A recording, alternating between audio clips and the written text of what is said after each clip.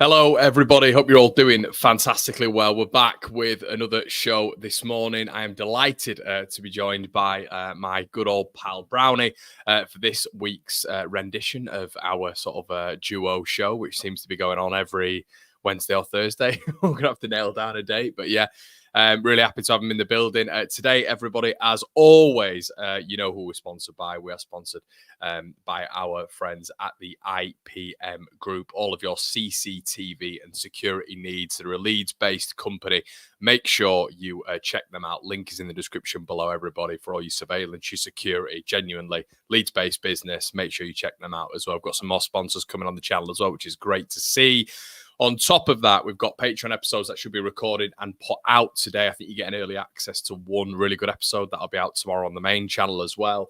And we've got articles on oneleeds.com as well for you guys to check out. And without any further ado, DB, how are we doing? I'm good, mate. You? Not bad. Do you know what? I don't know if you've checked it out. I don't know if you've seen it. But and it's actually quite ironic because I'm wearing this top and I've pretty much not taken it off for 48 hours because I love it that much. But there's been this Barclays man. I don't know if you've seen it, or Barclays man. It might be men. Barclays men.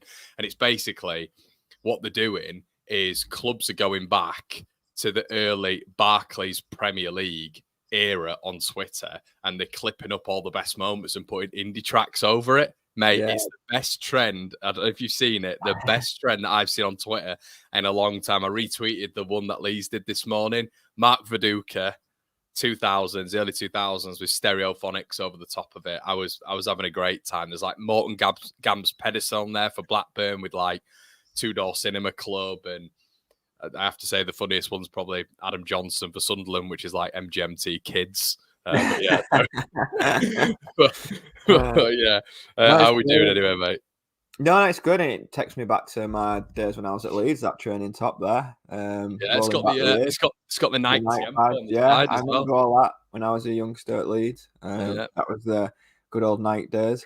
But yeah, now the international football's over, we can get back to the proper stuff. No, has this one been the worst one? I think it has been. And I don't know if it's because like Leeds just don't ever release anything and the friendlies, apart from, not friendlies, I should say Nations League and others, like the best one's probably been England, Ireland, which, you know, went up a little bit in the trends. But aside from that, mate, it's been dull, hasn't it? It's been so dull. I think it's purely because, I mean, we've just had a major tournament where everybody's focus and attention was on for the period of time. And then you finally get your club football back and we've played 4 games and it's back to international football. I think everybody was so hyped up to be back following the team up and down the country to then go back. It just seems a mental time to do it, to be honest, for me. You've just started the season. We just got into September and then there's more international football. It's just a bit of a nonsense, but it is what it is. And touch wood, thankfully, other than Max Verbu, who sat out the game against Ross Jr., I think everybody's come back unscathed. So, win-win. Yeah, it feels like that. We had last night. There was a clip going around. I don't know if you saw it. It was Willie Nonso just in the 10 for I think it was 21s. I think it was Italian 21s. It's mad to say he's not in the first team yet, really. But in the Italian 21s, put a nice little death ball through in that number 10 position again to their striker who finished it off. And I don't know, it seems like he's growing with confidence, which is only a good thing for Leeds United, Brownie, isn't it?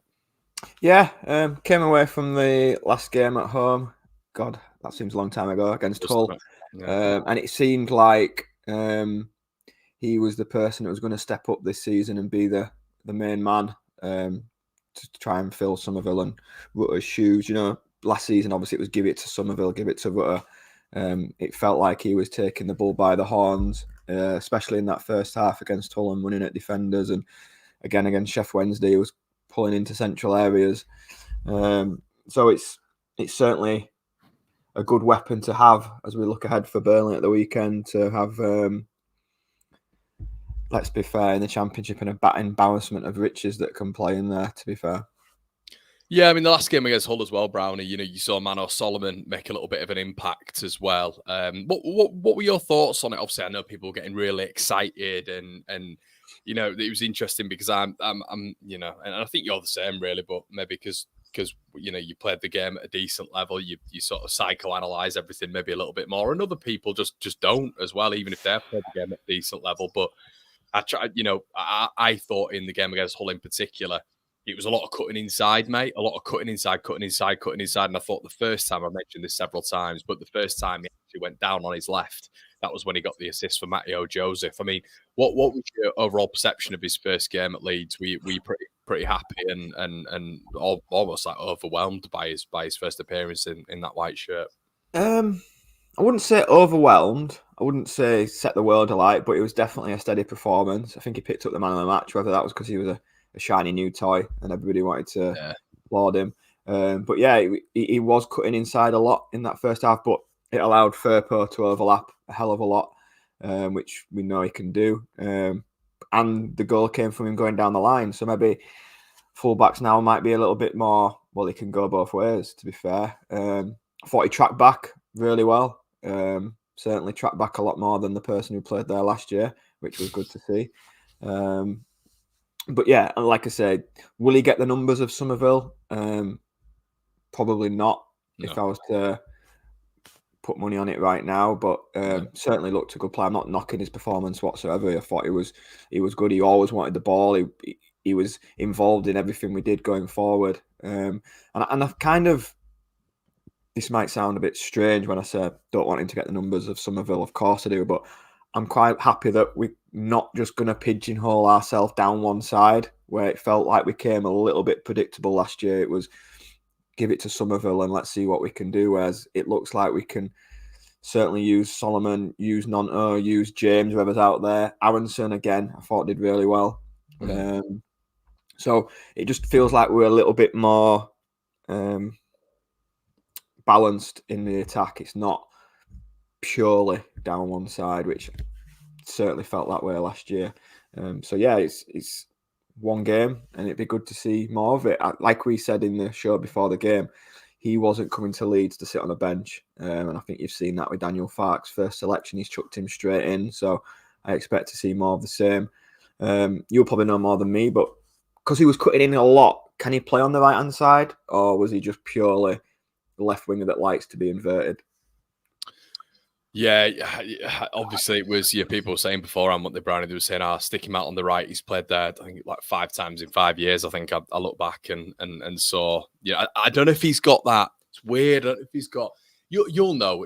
Would you have ever said, you look at someone like Michael Owen, don't you? And you think blistering pace. But I think there are also like small, diminutive football players who have got good low center of gravity and good balance, which gives them that extra yard, but they don't necessarily, they can have explosiveness without having that frightening speed. Do you know what I mean when I say that? And I feel like Solomon's got, he seems to have that explosiveness, but I'm not 100% sure on the ball anyway. He's got that mad speed that gets you out of those situations, like let's say a Dan James has on the other side. So I wonder if he's on that right hand side, whether or not it's going to be advantageous to Leeds. It feels like he has to be on that left hand side because cutting in feels like his game a little bit. So yeah, and it does allow, like I said, the overlaps from Firpo to be more frequent because obviously not saying Bogle doesn't do it, but Firpo, he's been playing as a left winger at times in the first few games we've played.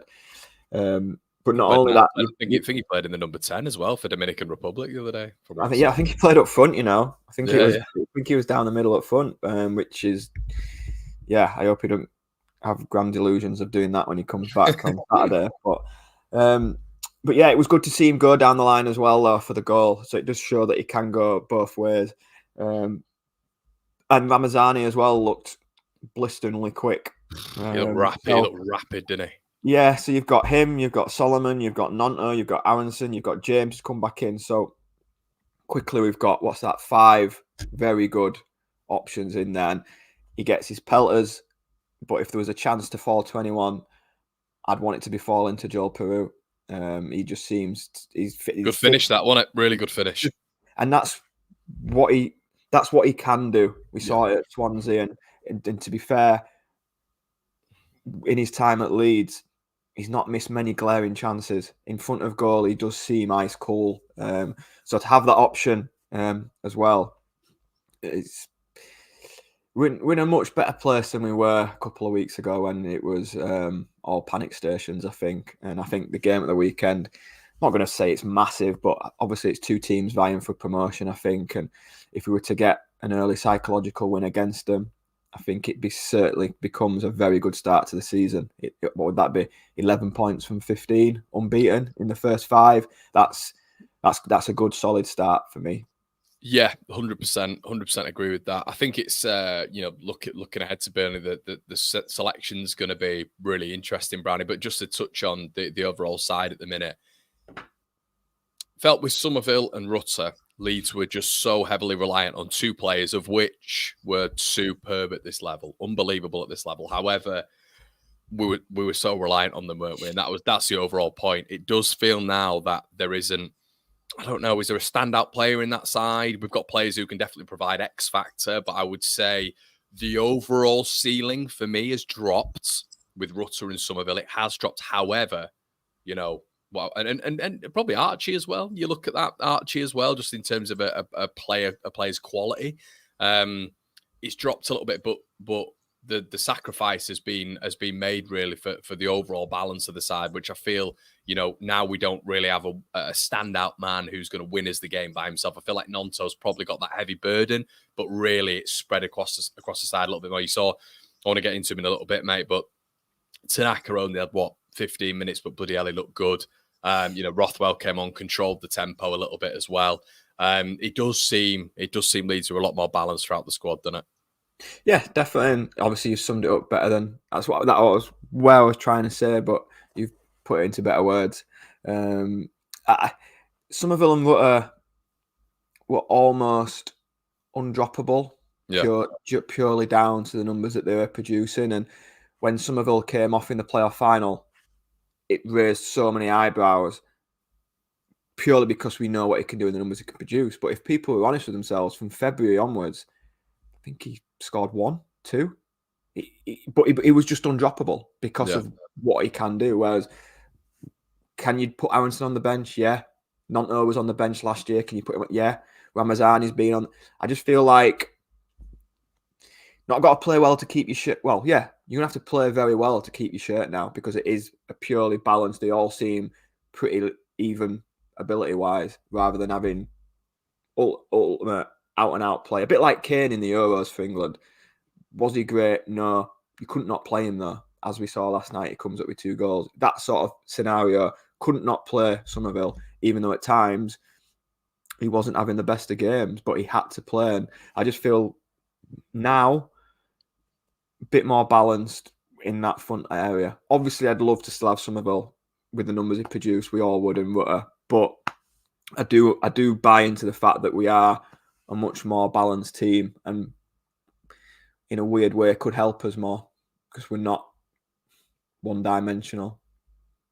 What happens with Dan James? Looks like he's going to be fit for this weekend. Does he come straight back in for you? And there's another conversation there, Brownie, with Ramazani as well. I wonder, obviously signed for 11 million euros. What happens to him? Is he going to be a bit of a bench option? Is he too good to be a bench option? He's playing in La Liga last season. This is what I mean. I'd be surprised if he changed the winning team.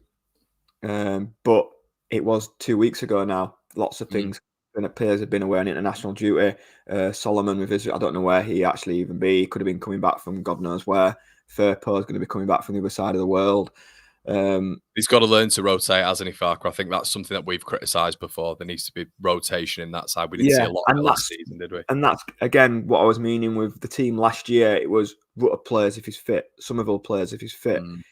Whereas now he has got the option to rotate that around, which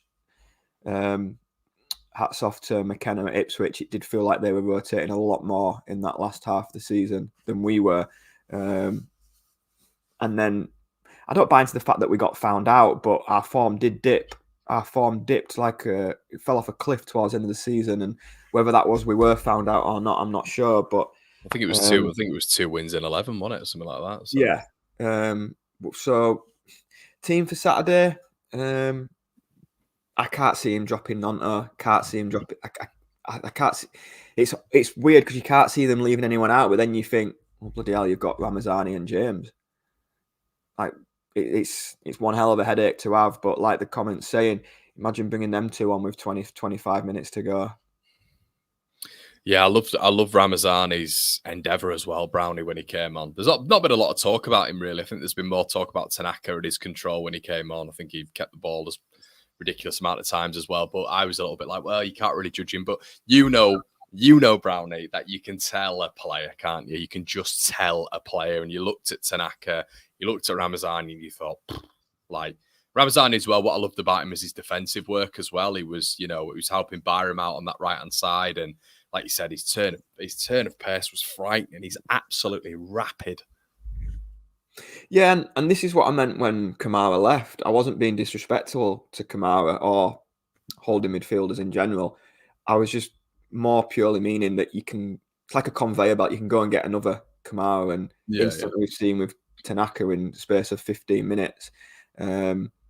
Gets it, gives it, doesn't do out stupid, keeps the ball. And what do we pick him up for? A couple of million? Yeah.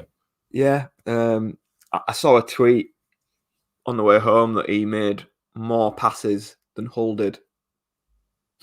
Jesus. He was on the pitch for 15 minutes. He made more completed passes than Hull did in the entire game. So you can tell straight away what type of player is going to be. Where does this leave Rothwell? Where does it leave Rothwell for you? I think it's quite surprising. I think Rothwell's had a bit of a stinker. Really? Not as in played badly. I mean, in terms of game time, Aronson's come back. As in just come into Leeds, you think it was maybe a bit of a mistake? He's come to Leeds. We've got him at a time where we're light on bodies, so he's thinking, yeah, I'm going to get a lot of game time. And then Aronson's come back, turned the corner a little bit, putting some really good performances in that attacking role, where Rothwell, he is a progressive type of player. Yeah.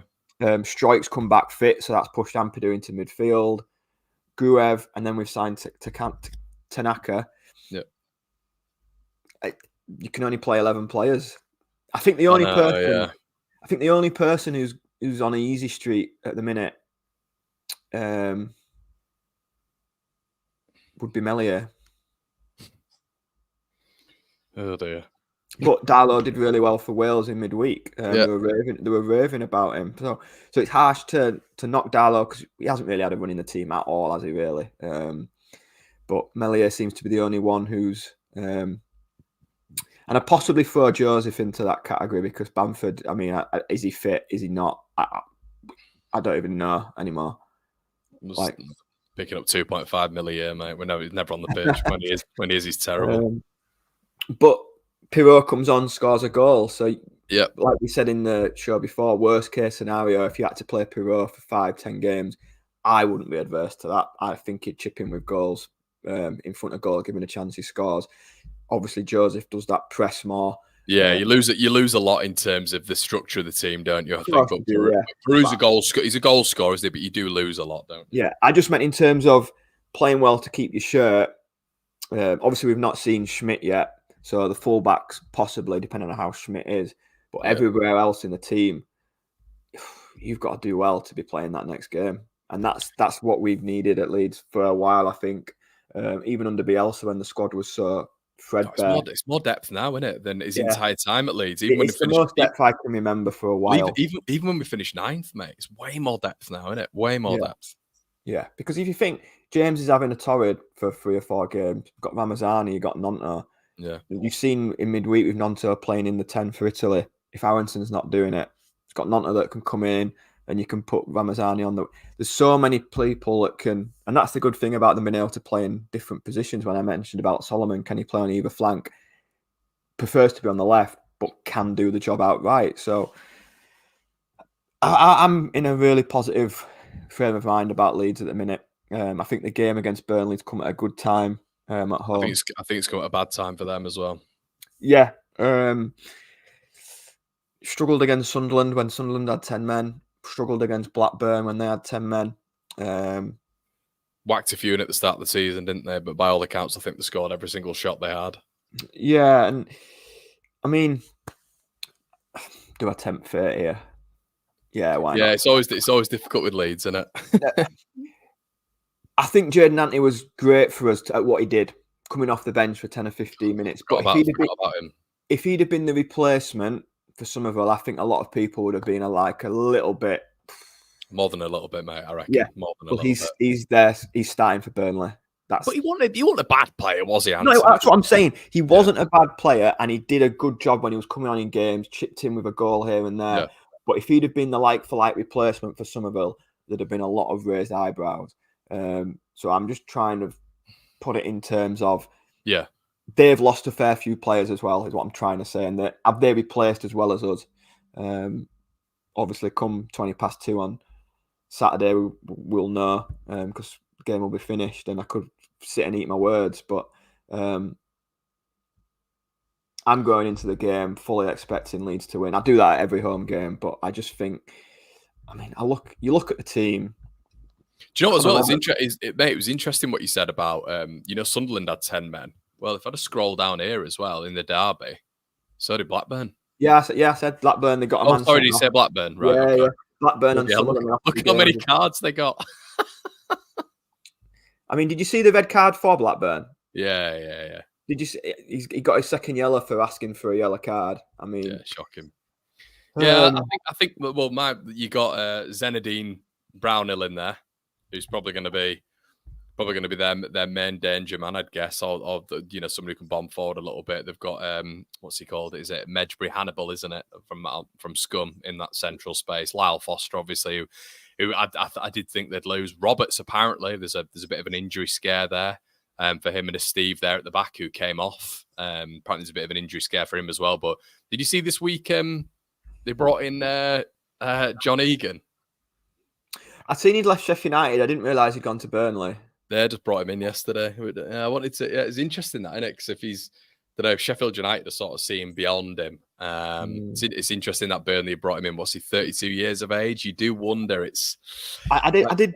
Yeah, and that's what I meant by Burnley. We thought we had a rough ride with players going out. They've lost a lot. They've managed to hang on to a couple at the end with Foster and Brown, who look destined to. I think it was Collie Osho as well, wasn't it? The right winger who I think Wolves are after him. I think.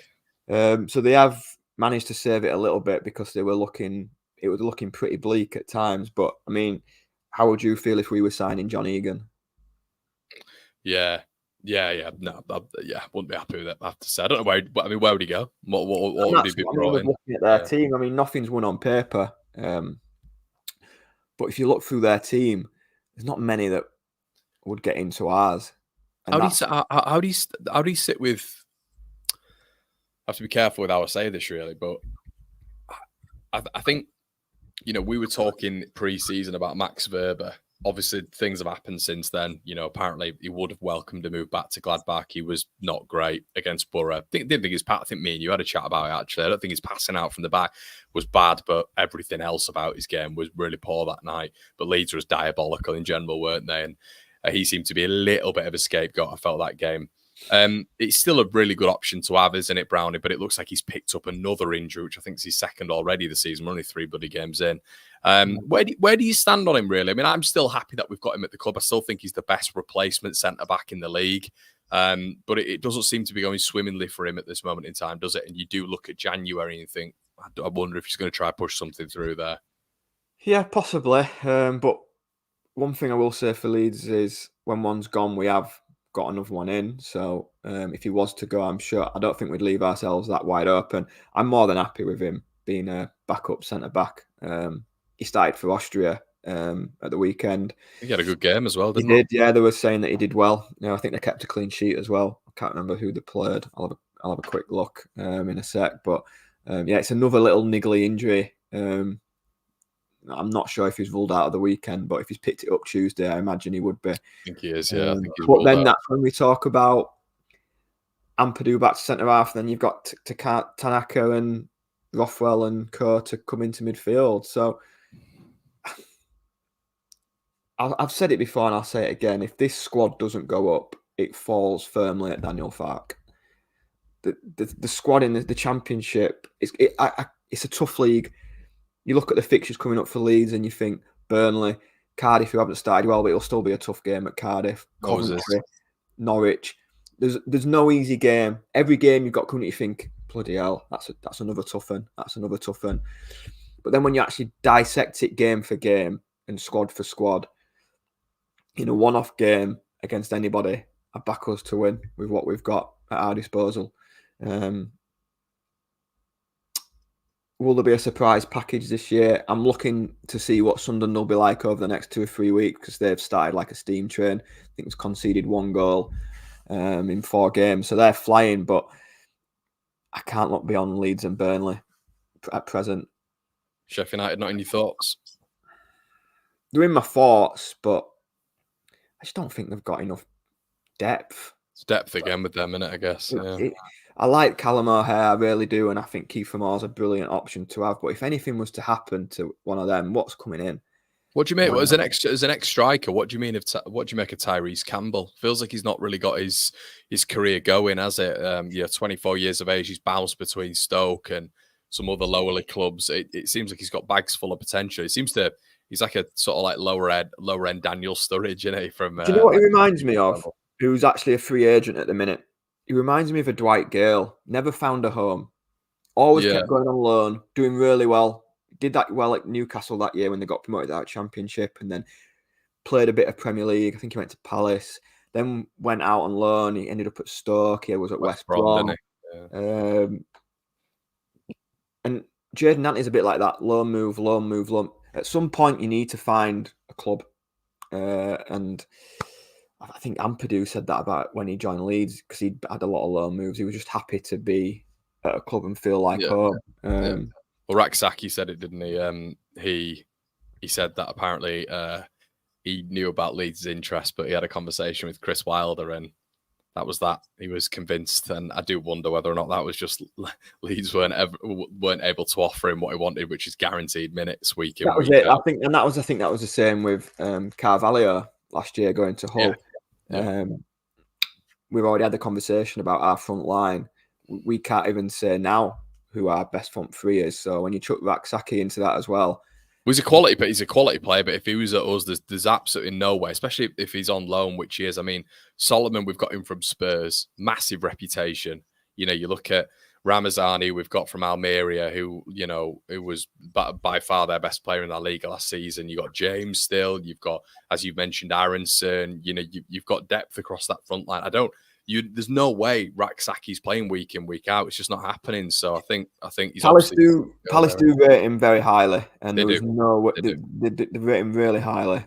Has to be said, yeah, they do. And there was no way they were letting him go. They weren't selling him. It was only going to be a loan move. So when you drop him for a loan move, you drop into play. And if Chris Wilder's said you're going to play week in, week out, that's kind of decision made for him, to be fair. But what have you thought of the early needle between Leeds and Sheffield United? Feels like that's it. But let me just shout out this before Brownie. Paul has donated 5 One Leeds fan channel memberships. Thank you so much, Paul. And shout out to all of you guys who've jumped on that, Paul. Top man on the channel. But Chris Wilder and Leeds, it feels like there's been a bit of Bogle chat. There's obviously been the Hamer stuff. It's we spoke about it pre-season, didn't we? I mean, I made a video sort of laughing at Chris Wilder. And then a video was made on me. Shout out to Jimmy, who's a Blades fan. He made a video out on me, and then all the Sheffield United fans started coming over, and I was like, oh, bloody hell, here they come. And it feels like that needle's starting again between Leeds and Sheffield United. Do you want me to be honest? Go on. I think he's trying to generate I think he's trying to generate for his team. I think he's trying to generate something to get them going, because let's be fair, since it's all kicked off, they've let a 2-goal lead slip with QPR against 10 men. Yep. They've drawn with Norwich and they got knocked out by Barnsley. Like, it just feels like they've had such a bad season in the Premier League. They've come down, and I feel like I'm in 2018, 2019 again. It's trying to get something going with Leeds, because Chris Wilder's team, you know what you're going to get: hard working, bodies on the line, grit, determination, yada yada yada. You've got to be on it. You've got to be on it at this level to beat them, haven't you? You've got to be on it. I just feel like he's trying to generate that team togetherness, because it was not there in the Premier League last year. Every time I watched them, they were getting done 4, 5, and 6. There were players arguing on the pitch, left, right, and centre. And I just feel like and fair play to him if that's what he needs to get his team together. I just feel like he's trying to generate something to create like a team spirit and a team atmosphere. But we'll see how they fare against Hull on Friday night. Who I was disappointed with them, to be fair. Hull, I was expecting a much tougher game. They were probably the best team to come to Ellen Road last season under Visinha. I thought they were really. I know we beat them 3-1 in the end, but it was very tight. It was the game where Dan James scored from the halfway line late on, and we got a penalty in injury time. It was 1-1 really till really late, and I thought they caused us all sorts of problems last season. Whereas they came last week, well, the weekend before last, and I thought they were very passive. It felt like a team that came to Ellen Road knowing they were going to get beat and didn't want to get beat by many. And we always have Louis Coyle and Liam Miller having top games against us, don't we? Seems like that's just like a seasonal thing. I'll tell you what, though, that Liam Miller, I'll always say this. I've said it on a couple of other shows. I really like him. I like how direct he is. He's a really good player. I like Liam Miller a lot. Yeah, I came out of the game and I said that Miller's had another good game against us, and he can't have gone for much money from Preston to Hull. I think he was on loan at. I think he was from Basel. I think he was at Basel, and then he was on loan at Preston. Right. And then I'm not, to be honest, Brownie, I'm not sure if Hull bought him off Basel or if he's on loan. Tell us in the chat. But yeah, weird because he's Canadian, isn't he? I mean, he tore Archie Gray to pieces at Deepdale over Christmas, and then I thought he gave Bogle a bit of a torrid as well at times. I thought he was really good. He was definitely their best player. So if he's on loan tour, that makes a little bit more sense, because I was thinking, well, why is someone not got, if he's not going to be that much money, why is someone not going to add a bit of a dip into him, especially top end Championship? Because whenever I've seen him play, he's been really good. But if Hull are one of the teams going to be pushing for the playoffs, which I thought they would be back end of last season, they're going to really need to up it themselves, because I didn't see much in it. I mean, we were all laying with 10 minutes to go, 2-0, job done, wasn't it? So, so yeah, it's one of them where it's another round of fixtures, and it's a chance for us to really stamp down some authority, definitely psychologically. And like I said earlier on, 11 points from 15 is a really, really good start. We're already at that 2 points a game that does see you promoted. We fell just short of that last year in the end. But if we were to take 11 points from the opening 5, I think everybody, me and you, everybody in the chat, everyone connected with the club would have snapped your hands off at that, because it's a much, much better start than last year. It is. Jack giving his flowers to Paul. Comes in here, Brownie, all the time, and he's offering memberships. He's a top lad. So yeah, shout out to Paul. But yeah, it is funny with the top clubs in this division, Brownie. I mean, Luton seem to have dropped off massively. They don't really seem to have that X factor right now. But it does feel like it's us, Sheffield and Burnley, and Sunderland obviously in there as well. I think Watford are going to drop off. I think Cov will get better, but you do look at Sunderland. It feels like that blend of youth has finally worked. They've had this data model for years and years and years now, and they brought young lads in. It's not quite worked, but it feels like that's coming up right now. Is the experience factor going to hurt them a little bit? I don't know. They brought Brownie from Preston, didn't they? I think he's about 30 years old, so we'll have to wait and see on that one. But yeah, for me, I'm always just looking at Sheffield United and Burnley, and yeah, Burnley especially this weekend, mate. So I mean, what your thoughts in general on Scotty Parker? It feels like, yeah, he's seasoned at this level, and I guess the true comparison in this division is him and Daniel Farke. I mean, they're very, very similar, aren't they, in terms of accolades?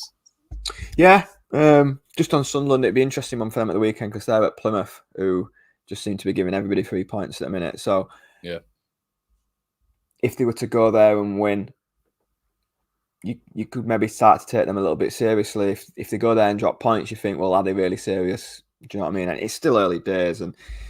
But on Scott Parker, it's an interesting run on him this year, because I feel like when he was at Fulham and Bournemouth, he's had an abundance of money to go and do it. Both clubs spent well when they went up. And Mitrovic and Solanke. Yeah, when you've got them two in your front line, when you're bidding for promotion, you're kind of halfway there. Yeah. But like you say, he's got 2 promotions on his CV. And it feels like I'm back in 2019, where I'm looking over my shoulder at Scott Parker like we were at Fulham. Went out to Anderlecht, didn't really work. But like Michael says in the comments, he knows the division, and similarly so does Daniel Farke. I think it's really important to be a little bit experienced in this league as a manager. You look at all the ones that have. I mean, Bielsa was an anomaly, but it was his second season. He almost did it straight away. But when you look at these successful managers in this league, they've all got a bit of a pedigree in it when you look down at promotions throughout the years. So I hope it's Daniel Farke that makes it 3-2 against Parker come the end of the season. But for them two not to be in the top two, I think someone else is going to have a really good season.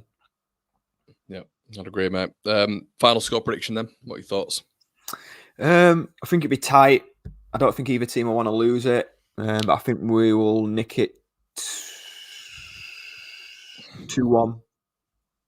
2-1. Yeah. I got the whole one right, by the way. If you want to go back and watch that. You 2-0. Did. You did get that right, 2-0. Yeah, you did get that right. I think I said 2-1 again. 2-1's the fashionable one, isn't it? 2-1's like... I wouldn't be overly surprised if it was a draw. Yeah. I think so. I would be a little bit disappointed after, but a few days after the game, you'd think 9 points from 5, it's okay. But like I said, home games, want to win every one. But would a draw be a worse result in the world? It wouldn't be the worst thing to happen, but for that psychological factor, and I think it probably put us into the top 2. To be fair, I think it'd be a massive statement from us. And if Graham scores right, if it's 4-1, then you may as well put the open top bus outside Fullerton Road and get ready to go, because I don't see any. I think other teams are just going to be so inconsistent this year. We said it at the end of last year that the league was weaker, and I firmly believe that, and I still believe that. Looking at the teams already in and around that playoffs, there's Middlesbrough, Blackburn, Sheffield United. I think the ace cards. I think one of the big ones for me, mate, is Joseph just having a proper number 9, which we didn't have last season. I don't think we had a number 9 consistently, and now you've got one. I think that's a big ace card. And Luke's right as well with the games against the top teams last year. It was never them that we stumbled against. We always seemed to dominate and do well. It was the dross at the bottom of the league that we seemed to come unstuck against. So hopefully that trend continues for this weekend, that we're good against the top teams. But Sunderland away at Plymouth, I mean, it's mad that we're already looking at the top end of the league when we've only played 5 games. But I think when we get to 9-10 games of the season, I think you'll see a true reflection of where teams are more often than not going to be. Quick look at West Brom away at Portsmouth. So a win would put us in the top 2 with them not playing. Watford have a tough game against Coventry. So it'd just be a nice feel-good factor to beat a promotion rival and get off to a really good start, because if you got 11 points after 5 games, it's a really, really positive place to be. I mean, you're already into double figures for the season at the start of September. So it's not normally great for us on the back of international breaks as well. We need to book that trend, don't we?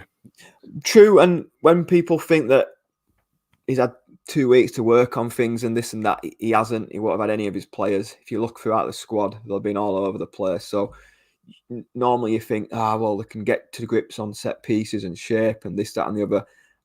I bet since that whole game, they'll have barely been on the pitch together.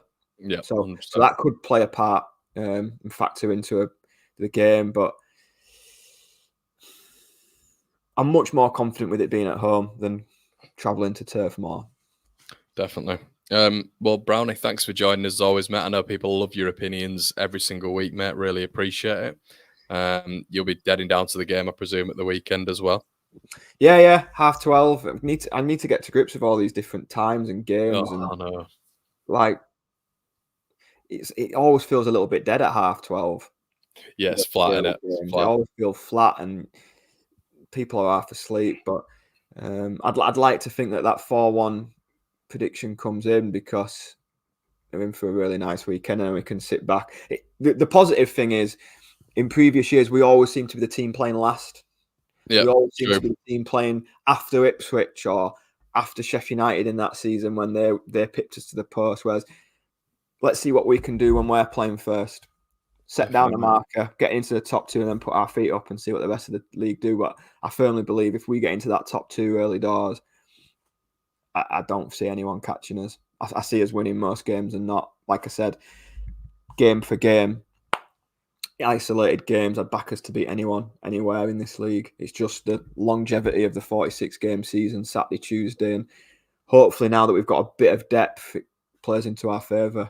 But definitely a lot more positive show than we were start of August when we'd dropped 2 points to Portsmouth and got dumped out of the League Cup to Middlesbrough. It just feels like we're in a better place. Of course it does, mate. Right, everybody, make sure you like the video. The video doesn't go anywhere without you liking it, so make sure you do that. Check on over the Patreon as well. Merchandise, brand new merchandise, link in the description below as well. It's been an absolute pleasure.